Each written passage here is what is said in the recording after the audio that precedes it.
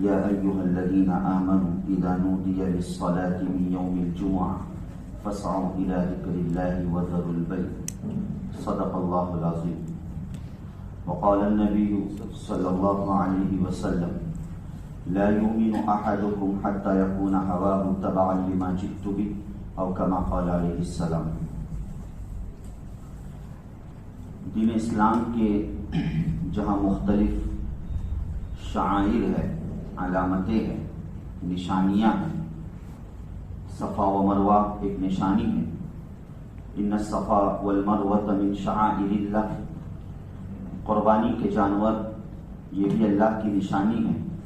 والبدن جعلناها لكم من شعائر اللہ. کہ یہ قربانی کے جانور اللہ کے شعائر میں سے ہیں.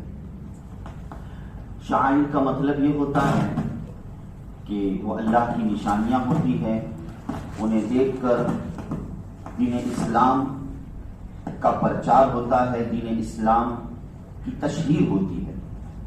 تو ان شعائر میں سے ایک شعائر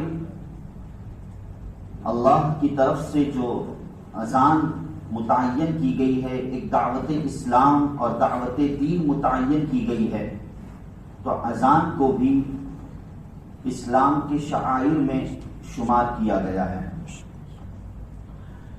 جیسے مصنف ابن عبد الرزاق جو حدیث کی کتاب ہے، حضرت ابوبکر صدیق رضی اللہ تعالیٰ عنہ کا قول مشہور ہے کہ الاذان شعائر من الایمان.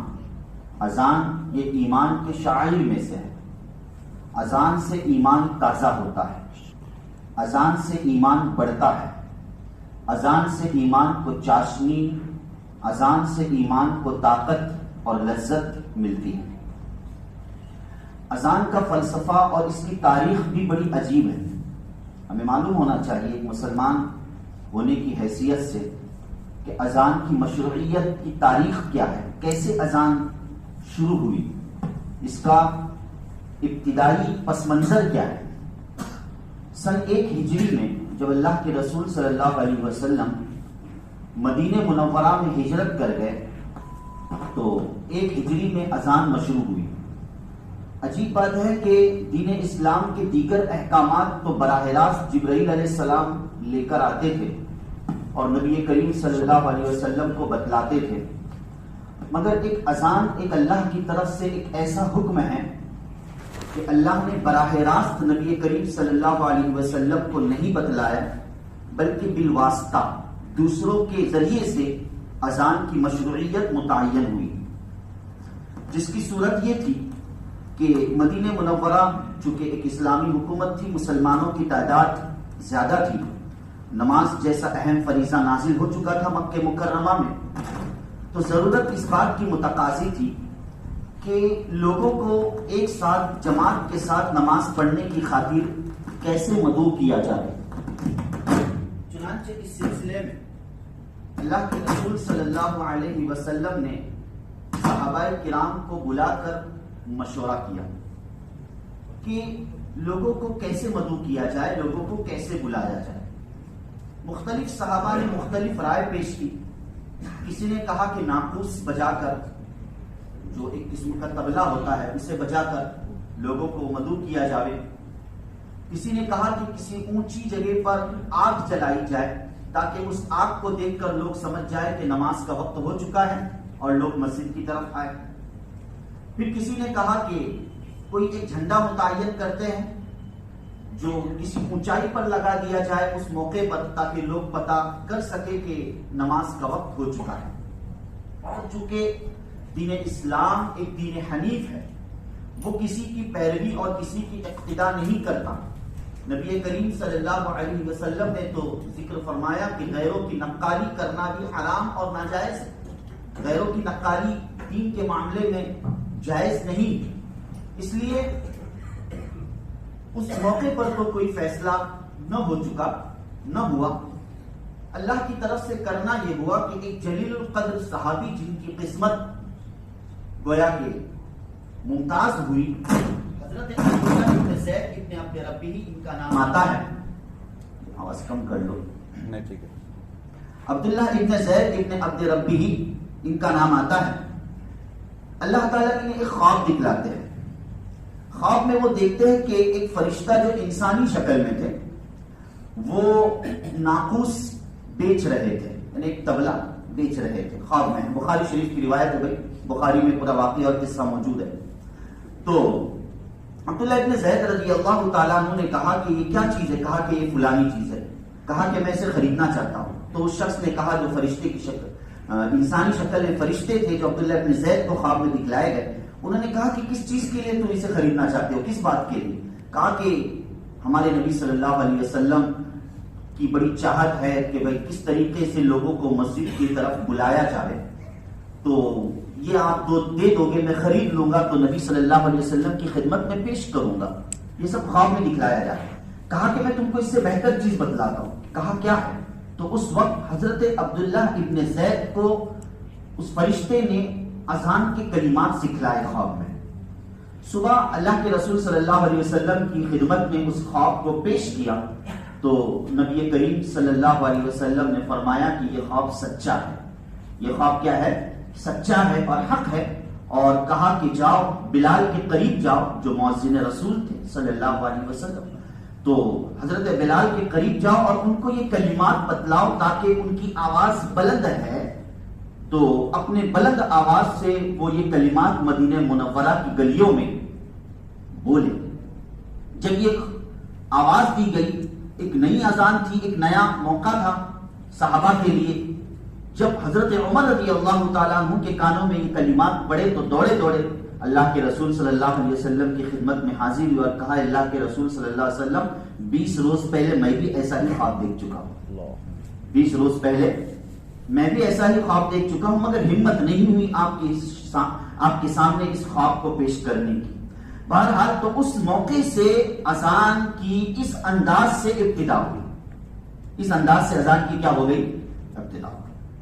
اور اسے شعائر اسلام کا درجہ دیا گیا. پچھلی امت میں نماز تو تھی مگر اذان نہیں تھی. پچھلی امت میں نماز تھی، نماز تو ہر امت میں تھی مگر اذان نہیں تھی. اذان اس امت کا خاصہ ہے، اس امت کا وطیرہ ہے. اور اللہ نے اس اذان کے اندر ایسی تاثیر رکھی ہے، ایسی تاثیر رکھی ہے کہ اس کا ہم تصور بھی نہیں کر سکتے ہیں. اس لیے اس اذان کو دعوت تامہ کہا گیا ہے نا. اذان کے بعد کی دعا جو ہم پڑھتے ہیں اللہم رب ہذہ الدعوۃ التامہ، یہ ایک مکمل دعوت ہے. ایک کیا ہے؟ مکمل دعوت ہے اذان. اسی وجہ سے نماز اور اذان، نماز جیسا ایک اہم فریضہ اس سے انکار نہیں کیا جا سکتا، مگر نماز اور اذان میں یہ فرق ہے کہ اذان کے قریب شیطان نہیں آ سکتا اگرچہ نماز کے قریب شیطان آ سکتا ہے. آپ نماز پڑھ رہے ہیں، آپ کو دوران نماز شیطان وساوس میں مبتلا کر سکتا ہے، مگر اذان ایک ایسا عمل اور ایسا ایٹم بم ہے شیطان کی خاطر کہ شیطان دم دبا کے بھاگ جاتا ہے. اس لیے بخاری شریفی کی روایت ہے کہ جب اذان ہوتی ہے تو ادبر الشیطان، شیطان کیا ہو جاتا ہے؟ اس کی آواز سننے کی وہ تاب نہیں لاتا، اس کی ہمت ہی نہیں.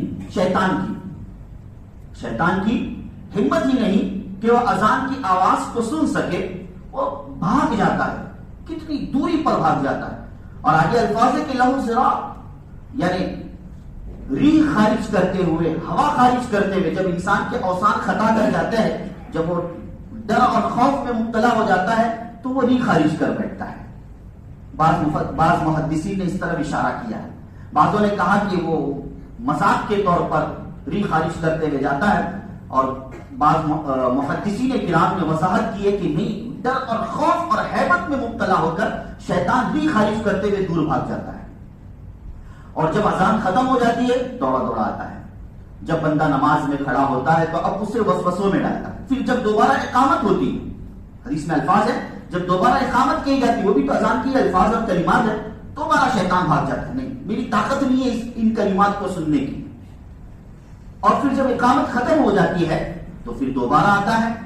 انسان کے اندر وسوسے اور خیالات اس قدر پیدا کر دیتا ہے اور کہتا ہے کہ اذکر کذا و کذا، کہ وہ فلانی بات یاد کر، وہ فلانی بات یاد کر. گویا کہ جو باتیں انسان کو باہر یاد نہیں آتی وہ نماز کی حالت میں یاد آ جاتی ہیں.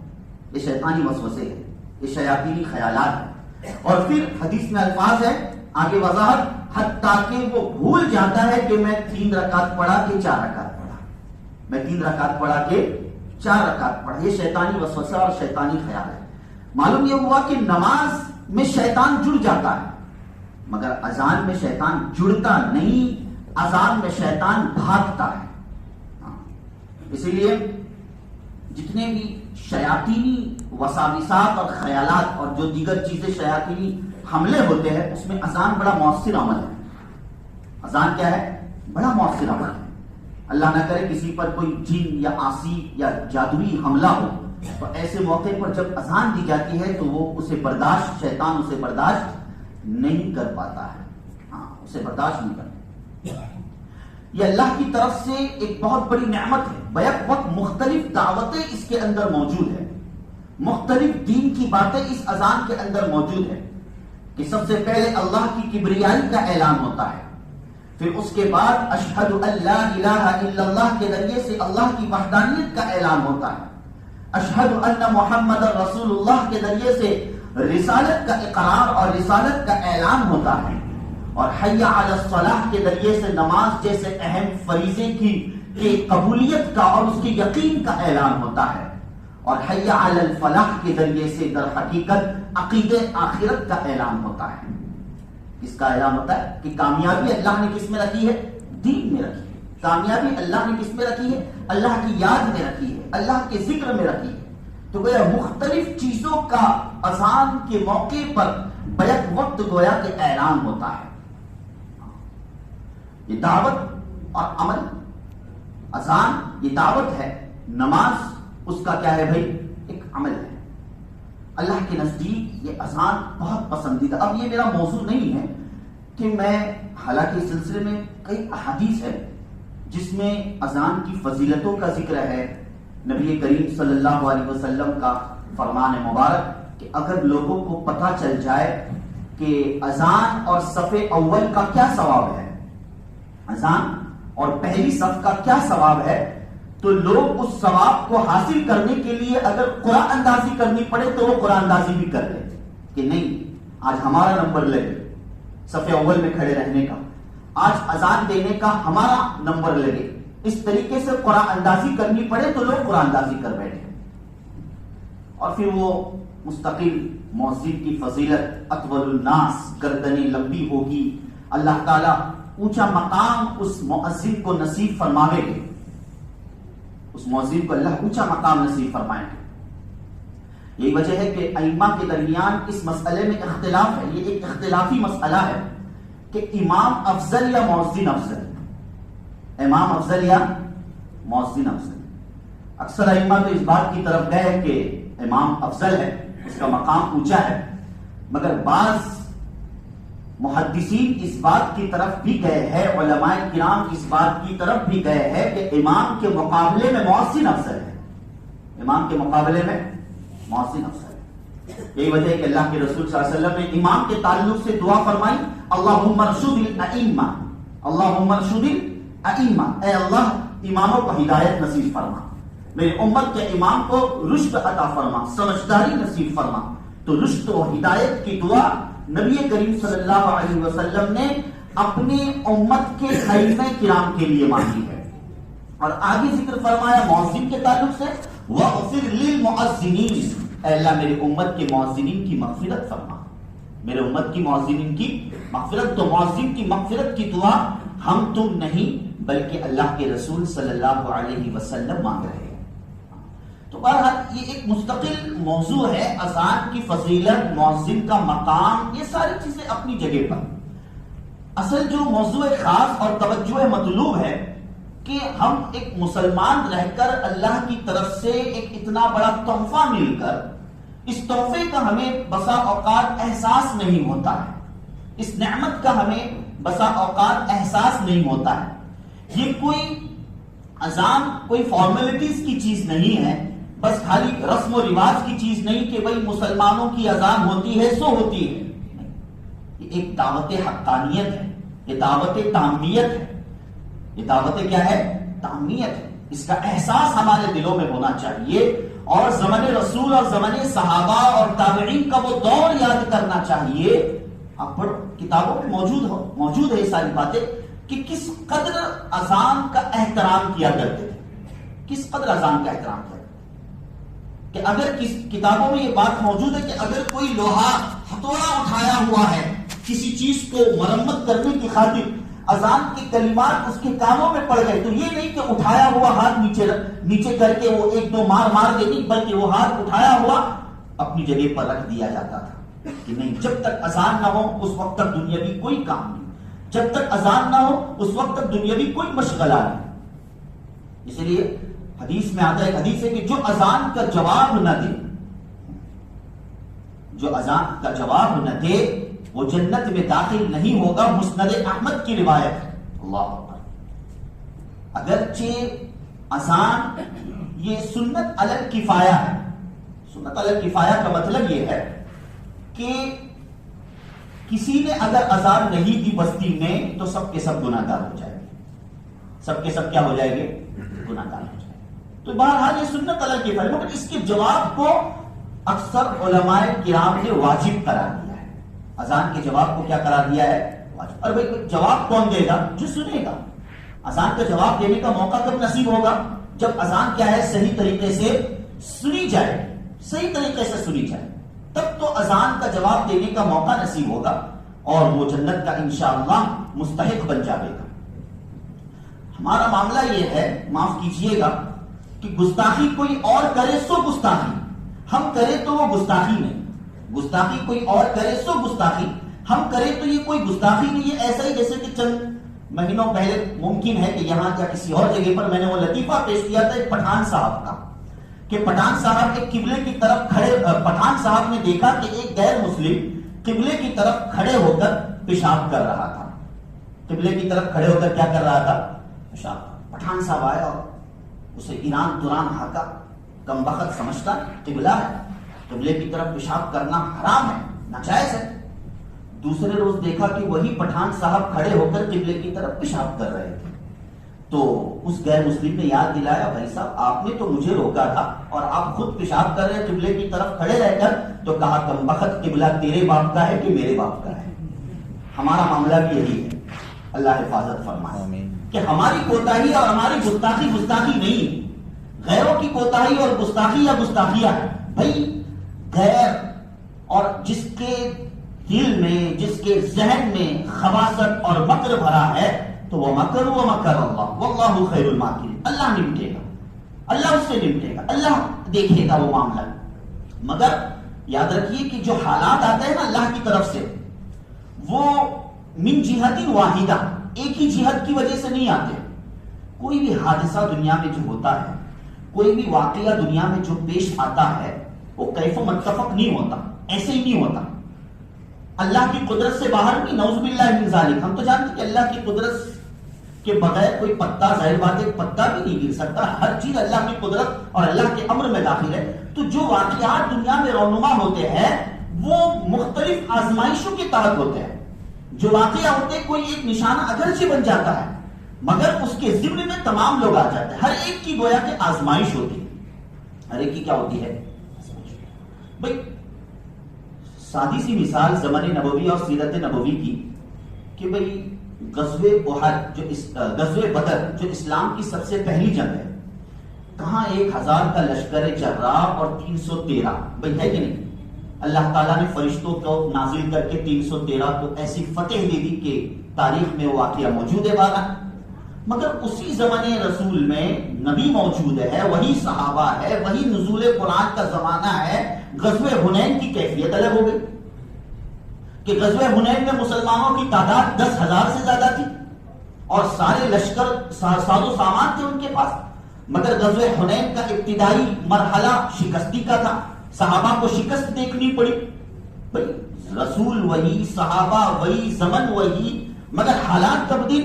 اللہ تعالیٰ ایسے واقعات اور رونما کرتے ہیں کچھ آزمائش کی خاطر. ہماری اپنی کچھ کوتاہیاں ہوتی ہیں, ہماری اپنی کچھ کمی پیشیاں ہوتی ہے, اللہ تعالیٰ ایسے واقعات اور رونما فرماتے ہیں. لہٰذا اب دوسروں پر تبصرے کرنے کی بجائے ہم اپنی گریبان کو جھانک کر یہ دیکھیں کہ مجھ سے شاید اذان میں کوتاہی ہوئی ہوگی، اللہ کے اس عظیم امر کے احترام میں مجھ سے کوتاہی ہوئی ہوگی، اس لیے ایسے مناظر ہمارے سامنے آ رہے ہیں۔ اس لیے ایسے مناظر کیا ہے ہمارے سامنے، تو احترام اذان کا لازم اور ضروری ہے، احترام ضروری ہے۔ بسا اوقات انسان کو عمل سے وہ درجہ نہیں ملتا جتنا ادب سے ملتا ہے، جتنا احترام سے ملتا ہے۔